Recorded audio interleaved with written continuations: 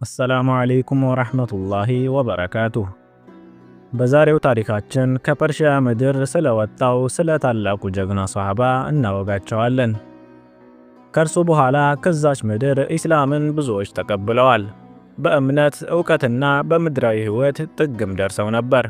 በዚህ ብቻም ሳይገደቡ የኢስላም አንጸባራቂና ጉልህ መታያ ማማም ሆነዋል። ሙስሊም ፈላስፋዎች፣ የሕክምና ጠበብቶች፣ ሕግ አዋቂዎች፣ የሥነ ፈለክ ተመራማሪዎችና ወዘተ ፈልቀውባታል። ስሙ ሰልማን አልፋሪስ በመባል ይታወቃል። የመጀመሪያው የኢስላም ዘመን ልጆች ከብርሃን ፍንጣቂ የሆኑ ስብዕናዎች ስብስብ ነበር።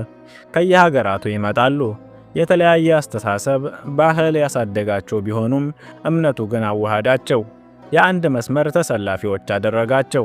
መልእክተኛው ሰለላሁ ዐለይሂ ወሰለም የእምነታቸውን በረከታማ መስፋፋት በእርግጥ ተንብየዋል። እረ እንደውም ከልዑሉና አዋቂው ጌታቸው እውነተኛ የሆነ ቃል ኪዳን ተገብቶላቸዋል። ከዕለታት በአንዱ ቀን ዘመንና ቦታን ቀረብ አድርጎ አሳያቸው። የኢስላም ሰንደቅ በመሬት ከተሞች ካስማ ላይ ከፍ ብሎ ሲውለበለብ በዓይናቸው በብረቱ ተመለከቱ። ሰልማን አልፋሪስ ታዲያ የዓይን ምስክር ነው። ከእነዚህ ክስተቶች ጋር የጠበቀ ግንኙነት አለው። በአምስተኛው ዓመተ ሂጅራ የኸንደቅ ዘመቻ ተከሰተ። መካና በውስጧ የነበሩት የአጋሪያን መሪዎች ተገናኝቶ በአዲስ እምነትና ተከታዮች እንዲሁም በመልእክተኛው ላይ የማያዳግም እርምጃ ለመውሰድና ለማስቆም የአይሁዳውያን መሪዎች ልዑክ ከመዲና በሚስጥር ተንቀሳቀሰ። አይሁዳውያኑ አጋሪያኑን ሊረዷቸውና ሊተባበሯቸው ቃልም ገቡ። ይህች በክህደት የተሸፈነች ዘመቻ ተከሰተች። መዲናን ከውጭ በኩል የቁረይሽ የገጠፋን ጦር ሊያጣድፏት፣ ከውስጥ ደግሞ የበኑ ቁረይዛ አይሁዶች ከሙስሊሞች ሰልፍ ያሉ መናፍቃን በአንድ ጊዜ ጨርሰው የታሪክ ትውስታ ሊያደርጓቸው ተነሱ።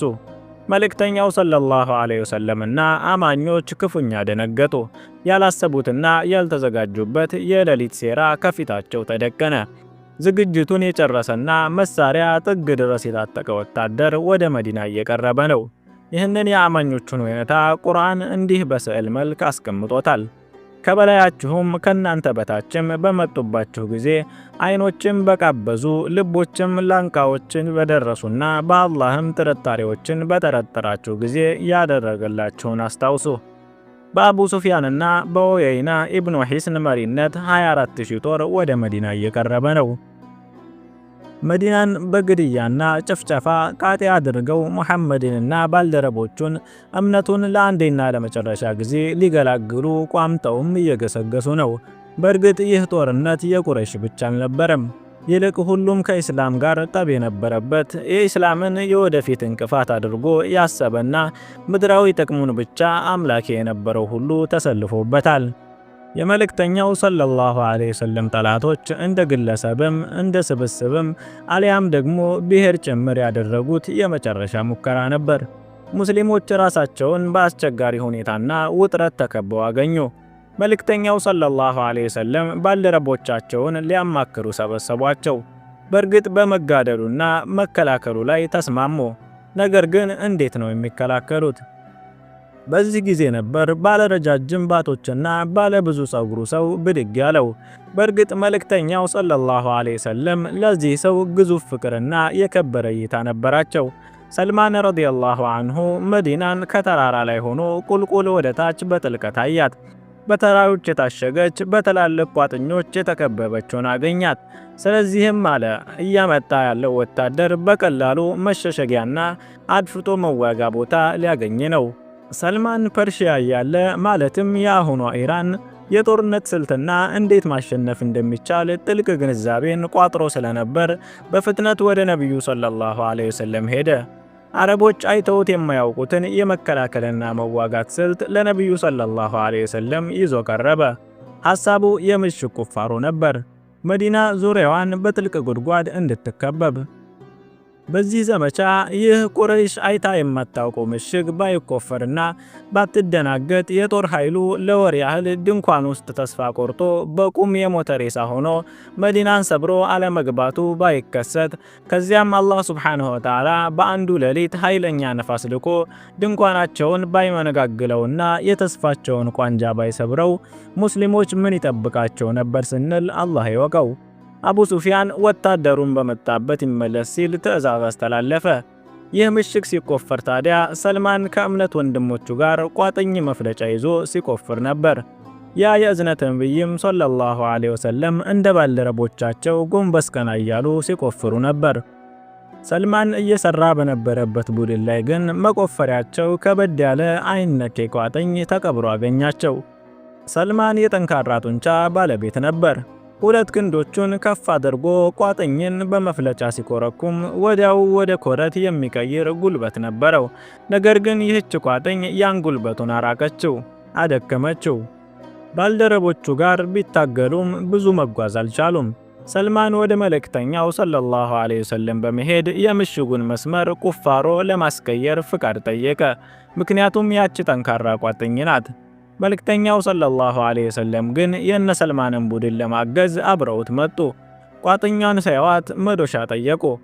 ፍንጣሪ እንዳይመታቸው ባልደረቦቻቸውን ትንሽ ራቅ እንዲሉ ጠየቋቸው። በአላህ ስም ብለው ጠንከር አድርገውና ቆርጠው በተከበሩ እጆቻቸው መዶሻውን ከፍ አድርገው ቋጥኛን መቷት። ከፍተኛ ብርሃን ቦግ ብሎ በራ። መዲናን ያሸበረቀ ብርሃን እንደነበረ ሰልማን ተናግሯል።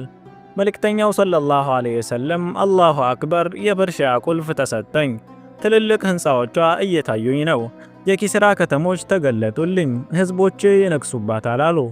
አሁንም መፍለጫውን ከፍ አደረጉት፣ ለሁለተኛ ጊዜ መቱት።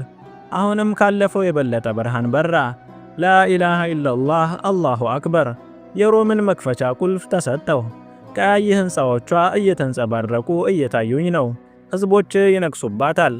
ለሶስተኛ ጊዜ መዶሻውን ከፍ አድርገው መቱት። ቋጥኟ ተሸነፈች። ራሷ ለነብዩ ሰለላሁ ዐለይሂ ወሰለም ብርቱ ምት ራሷን ሰጠች።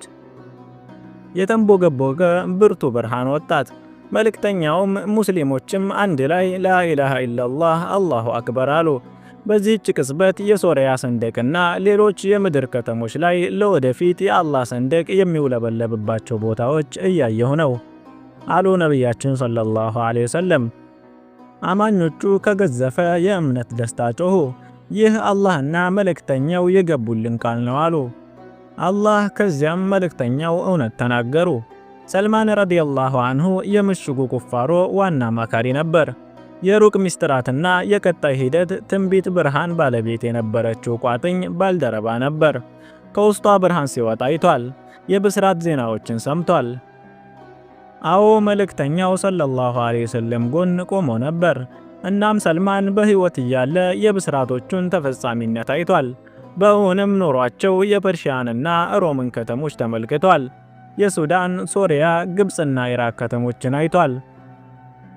በእነዚህ ከተሞች ላይ የእውነት ቅናቻ እንዲሁም የመልካም ጥሪ ተስተጋብቶ ከፍተኛ ማማ ላይ ሆኖ ብርሃኑን እየረጨ ብዙ ቦታዎች አሳምሯል። እነሆ ጥላዋ የሚያምርና ረዘም ያለ ዛፍ ስር ተቀምጦ ለባልደረቦቹ እውነትን ፍለጋ ከሀገር ሀገር እንዴት እንደኳተነ እየነገራቸው ነው።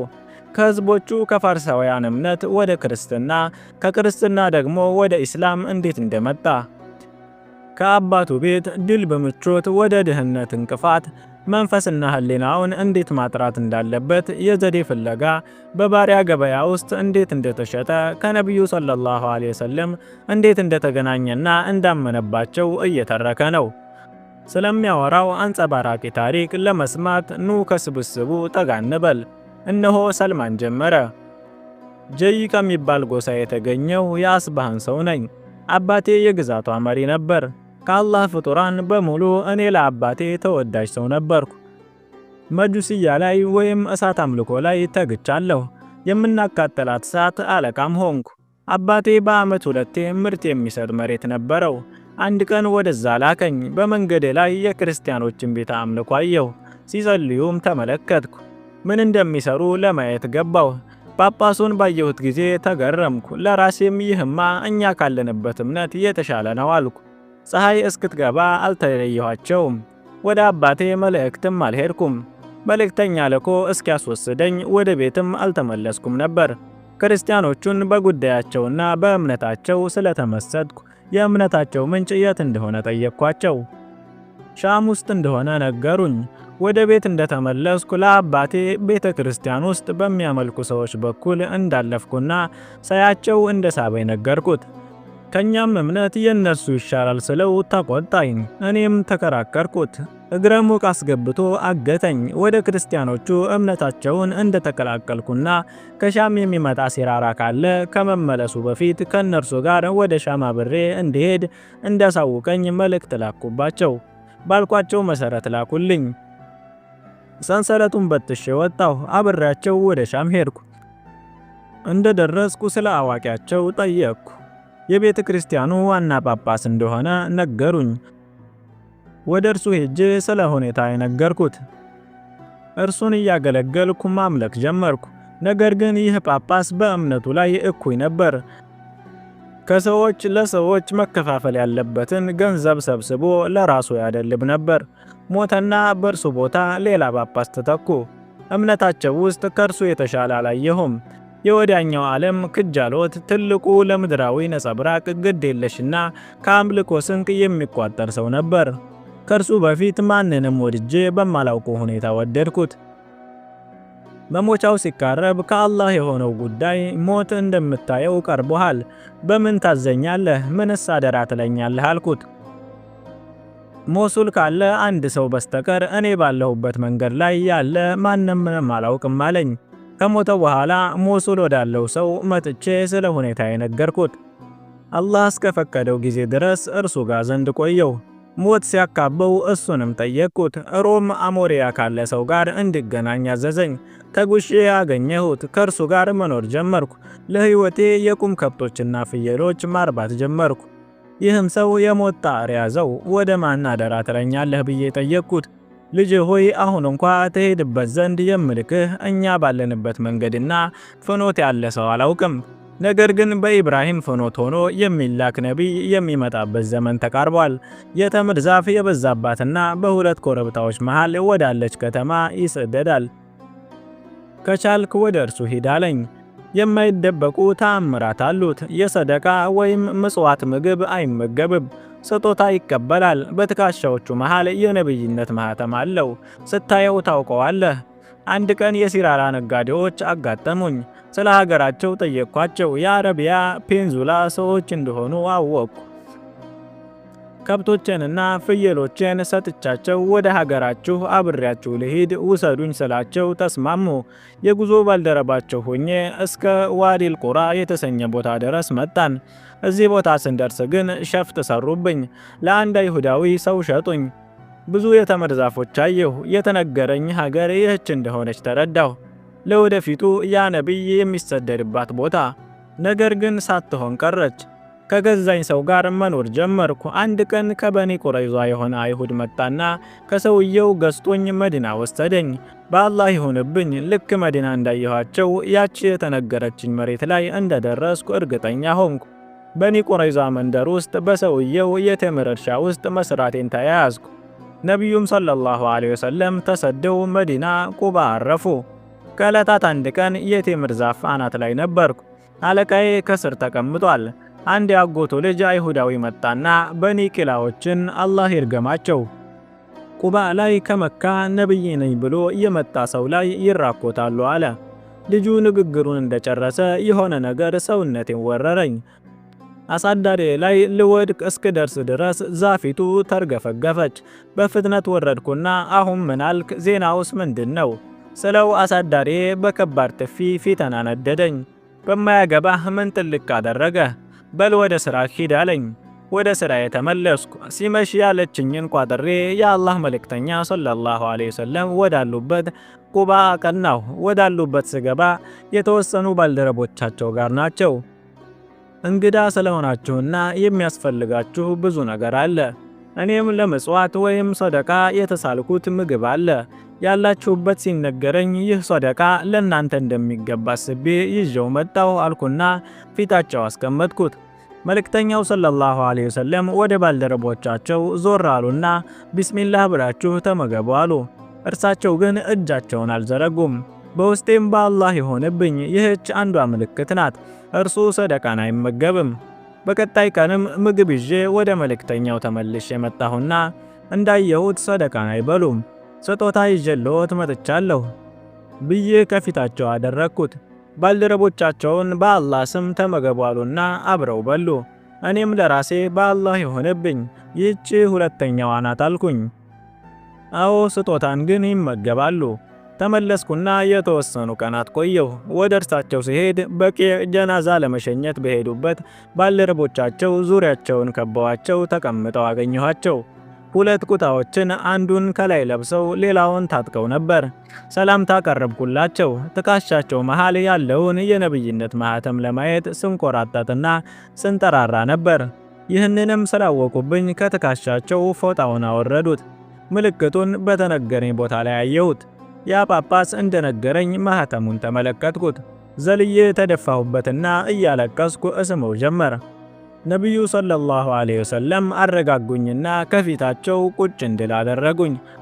አሁን እንደነገርኳችሁ ታሪኬን ነገርኳቸው። ከዛ እስልምናን ተቀበልኩ። በባርነት ቀንበር መያዜ በደርና ኡሁድ ጦርነቶች ከመሳተፍ አገደኝ። አንድ ቀን ነቢዩ ሰለላሁ ዐለይሂ ወሰለም ከአሳደሪያ ጋር ከባርነት ነፃ እንዲያደርጉኝ የገንዘቡን መጠን እንዲደራደር አዘዙኝ። ተደራደርኩ። ነቢዩ ሰለላሁ ዐለይሂ ወሰለም ባልደረቦቻቸው እንዲተባበሩኝ አደረጉ። አላህ ሱብሓነሁ ወተዓላ ከባርነት ነፃ ወጣኝ። ነፃነቱ የተጠበቀ ሙስሊም ሆኜ ኖርኩ። ከነቢዩም ሰለላሁ ዐለይሂ ወሰለም ጋር አብሬ የኸንደቅን ዘመቻ ተሳተፍ። ሰልማን ረዲየላሁ አንሁ ግዙፉንና ምርጥ የሆነውን ስለ እምነት እውነት ፍለጋ መኳተኑን እንዲህ በሚያምር መልኩ ተረከ። የህይወቱን ግብ ያሰመረለት ፍኖት በእርግጥ ይህ የሞራል ልዕልና ነው። ከፍታን የተመኘች ነፍስ ጠንካራ ፈተናዎችን አሸንፎ የበላይ ከሆነ በኋላ ወደ ታች መውረድ አይታሰብም። ስለ እውነት ለፋ። ከአባቱ በፍቅርና እንክብካቤ ከተከበበ ቤት ምኑንም ወደማያውቀው መንከራተት ገባለት።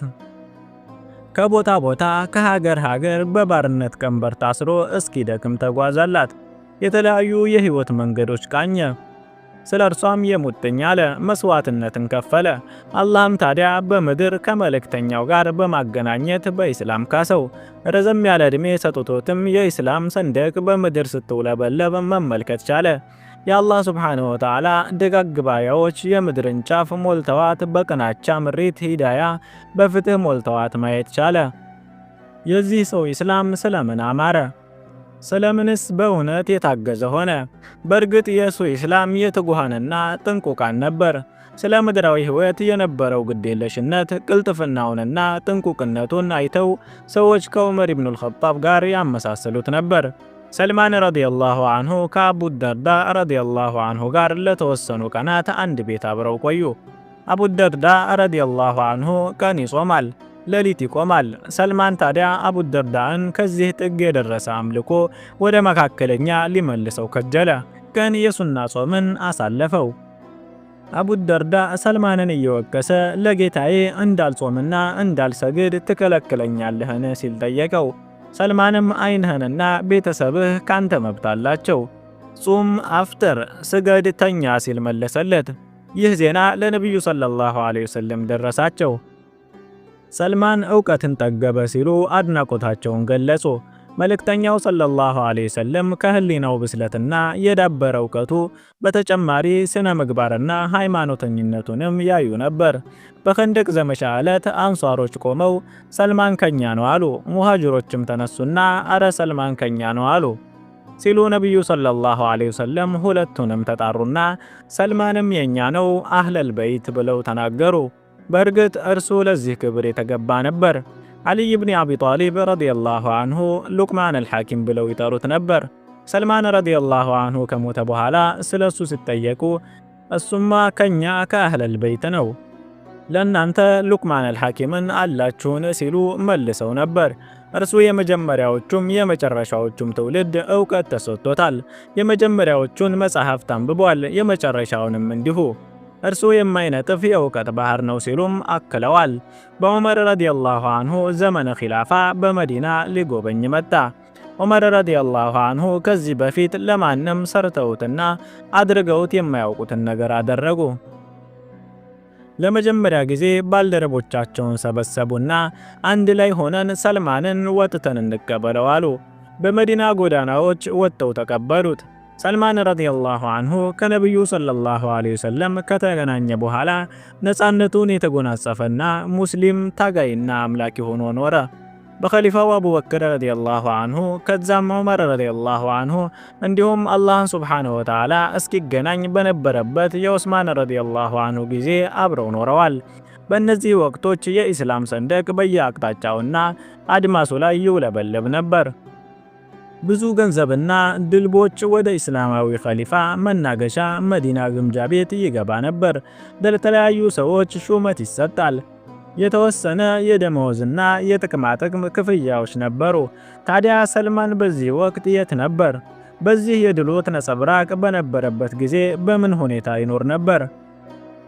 በዚህ ጊዜ ሰልማን የቅርጫት ሥራ ይሠራ ነበር። ከልብሱ ማጠር የተነሳ ተሰብስቦ ወደ ጉልበቱ ደርሷል። ክቡር ሽምግልናውንና ሞገሱ ጋር ለሰልማን በዓመት ከ4 እስከ 6000 ድርሃም በቂው ስለነበር ከግምጃ ቤት ይሰጠው ነበር። ነገር ግን ሁሉንም በሰደቃ ያከፋፍለዋል። አንዲትም ድርሃም አይጠቀምም። እንዲህም ይል ነበር፣ ዑመር ኢብኑል ኸጣብ ረዲየላሁ አንሁ እንዳልሰራ ቢከለክለኝም ግን በ1 ድርሃም የቴምር ሰበዝ እገዛለሁ። በእርሱም ቅርጫት እሰራለሁ። በ3 ድርሃም እሸጠዋለሁ። 1 ድርሃም ለሥራው መልሳለሁ። 1 ድርሃም ለቤተሰቦቼ በቂ ስለሆነ አስቤዛ እሰጣለሁ። 3ኛውን ድርሃም ደግሞ ለሰደቃ እሰጠዋለሁ። አዎ የሙሐመድ ሰለላሁ ዐለይሂ ወሰለም የዘመናት የኩራት ካባ ነው። ምናልባት አንዳንዶቻችን ስለ አቡበክር፣ ዑመርና አቡዘር ረዲየላሁ አንሁም እና መሰል ወንድሞቻቸውን ቀለል ያለ ሕይወታቸውንና ጥንቃቄያቸውን ስንሰማ የአረቦች የሕይወት ዘዴያቸው ነው ልንል እንችላለን።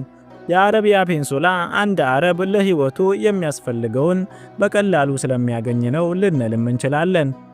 ነገር ግን አሁን ይሄው አንድ ከፐርሺያ ምድር ከተገኘ ምቾትና ድሎት ካሳደጉት ከድሆች ሳይሆን ከመሪዎች የነበረ ሰው ፊት ነው ያለነው። ድሎትን መትረፍረፍንና ጸጋን ችላ ብሏል። በእጅ ሥራ ውጤቱ በአንዲት ድርሃም ብቻ ተብቃቅቷል። ስልጣንን በሩቁ ይሸሽ ነበር። እንዲህ የሚል ነበር፣ በሁለት ሰዎች ላይም ቢሆን እንኳን መሪ ላለመሆን አፈር መመገብ ካለብህ አድርገው ይል ነበር።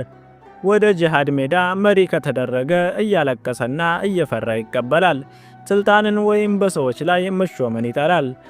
በግዴታ ከተሾመ ደግሞ ገንዘብ ተቀብሎ ለምን አይጠቀምም? የእጁን ሥራ ውጤት ብቻ ለምን ይጠቀማል? ሂሻም ከሐሰን እንደዘገቡት ለሰልማን 5000 ድርሃም ይከፈለው ነበር። 3000 ሰዎች መሃል ግን አንዲት ካባ ግማሹን አሸርጦ ግማሹን ለብሶ ኹጥባ ያደርግ ነበር ብለዋል። ደሞዙ ሲወጣ ወደ ሌላ ያሳልፈዋል፣ በሰደቃ ያከፋፍለዋል። የእጅ ሥራ ውጤቱን ነበር የሚመገበው። የጸጋ ውልድ የስልጣኔ እንክብክብ ሆኖ ሳለ ይህ ሁሉ ምድራዊ ግዴለሽነት ከየት መጣ? ያውም ፐርሺያዊ ሆኖ። እስኪ የሞት ፍራሹ ላይ ሆኖ ሊነግረን ነው። ምላሹን ከእርሱ እንስማ። ምጡቋ ነፍሱ አዛኙንና ኃያሉን አላህ ለመገናኘት እየተዘጋጀች ነው። ታሞ በተኛበት ሰዕድ ኢብኑ አቢ ወቃስ ረዲየላሁ አንሁ ሊጠይቀው ገባ። ሰልማን አለቀሰ። ሰዕድም አባ አብደላህ ሆይ ለምን ታለቅሳለህ? መልእክተኛው እኮ ወደውህ ነው የሞቱት አለው። ሰልማንም በአላህ ይሁንብኝ፣ ሞትን ፈርቼና ለሕይወት ጓጉቻ አይደለም ያለቀስኩት። ነገር ግን የአላህ መልእክተኛ አንዳችሁ ከዱንያ የጋላቢ ያህል ድርሻ ብቻ ይኑረው ብለው ነበር። እኔ ደግሞ እንደምታዩኝ በዚህ ሁሉ ቁስ ተከብቤያለሁ አለ። ሰዕድ እንዲህ ይላል፣ ቤቱን አየሁት። አንዲት ድስትና የውዱእ ማድረጊያ ዕቃ ነው ያሉት። ሰዕድም አባ አብደላህ ሆይ ካንተ የምንይዘው ምክር ካለ ጣል አድርግልን አለው። ሰዕድ ሆይ አንድ ነገር መስራት ስትሻ ስራዋን፣ ስትፈርድ ፍርድህን፣ እጅህ ላይ ያለን ስታከፋፍልም ጭምር አላህ ዘንድ አስታውሳት። ከዚህ በፊት ነፍሱን በገንዘብ ስልጣንና ዝና የሞላው ዛሬ ደግሞ በመብቃቃት የሞላ ሰው ይህ ነበር። መልእክተኛው ሰለላሁ ዐለይሂ ወሰለም እርሱንና ሌሎች ባልደረቦቻቸውን በአጠቃላይ ዱንያን እንዳያመልኩ፣ ባሪያዋ እንዳይሆኑ፣ የጋላቢ ስንቅ ያህል እንዲይዙ መክረዋቸው ነበር። በእርግጥ ሰልማን ቃሉን ጠብቋል። እንዲህም ሆኖ ግን ድንበር አልፌ ይሆን ብሎ ፈርቶ ነፍሱን ለጉዞ በምትዘጋጅበት ወቅት ፊቱ በእንባ ራሰ። የሚመገባት ድስት፣ የሚጠጣባት ውዱእ የሚያደርግባት ኮዳ በዱንያ ቁስ የተከበበ አስመሰሉት። በተለያዩ ከተሞች መሪ ተደርጎ በተሾመባቸው ጊዜያት እንኳን ሁኔታው ምንም አልተቀየረም ነበር። አሚር ስለሆነ የሚከፈለውን ገንዘብ ፍጹም እንዳያገኘው ይጠነቀቅ ነበር። አለባበሱ ካፖርት ነው። አንድ ቀን በመንገድ ላይ ሲዘዋወር ከሻም ተምርና ቲን ፍሬ የያዘ አንድ ሰው መጣ።